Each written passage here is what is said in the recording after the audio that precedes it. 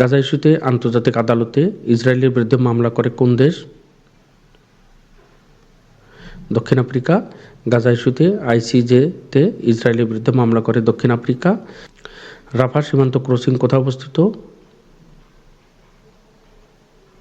ফিলিস্তিন, মিশর। রাফা সীমান্ত ক্রসিং ফিলিস্তিন মিশর সীমান্তে অবস্থিত।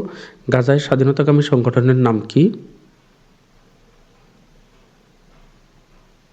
হামাস। গাজায় স্বাধীনতাকামী সংগঠনের নাম হামাস। হিজবুল্লাহর বর্তমান প্রধান কে? নাঈম কাসেম। হিজবুল্লাহর বর্তমান প্রধান নাঈম কাসেম। হিজবুল্লাহর প্রধান হাসান নাসরুল্লাহকে ইসরায়েল হত্যা করেছে। নাহাল ওস ঘাঁটি কোন দেশের? ইসরায়েল। নাহাল ওস ঘাঁটি ইসরায়েলের। নেভাতিম বিমানবন্দর ইসরায়েলের এটুকু গুরুত্বপূর্ণ। হুতি কোন দেশভিত্তিক সংগঠন? ইয়েমেন। হুতি ইয়েমেন দেশভিত্তিক সংগঠন। ক্রিমিয়া থেকে রাশিয়াকে পৃথককারী প্রণালীটির নাম কি? কার্স। ক্রিমিয়া থেকে রাশিয়াকে পৃথককারী প্রণালীর নাম কার্স। নর্থ স্ট্রিম পাইপলাইনটি সংযোগ করেছে উস্ট লুগা ও গ্রেপসওয়াল্ড। ক্রিমিয়া কত সালে রাশিয়ার অংশ হয়?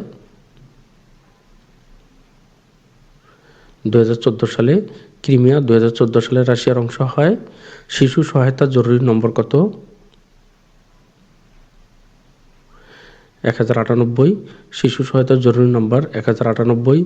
দুর্নীতি দমন কমিশনের জরুরি সেবা নম্বর কত? 106। দুর্নীতি দমন কমিশনের জরুরি সেবা নম্বর 106। শ্রীলঙ্কার বর্তমান প্রেসিডেন্টের নাম কি? অনুরা দিশানায়কে। শ্রীলঙ্কার বর্তমান প্রেসিডেন্টের নাম অনুরা দিশানায়কে।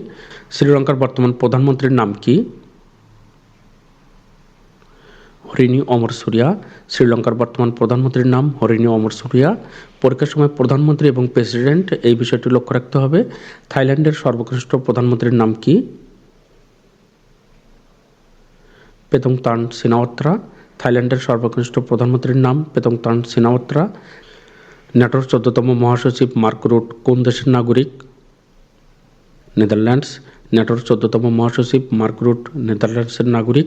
প্রশ্নগুলো অন্যভাবে অনেক সময় থাকে যে বর্তমান মহাসচিব কততম, 14তম।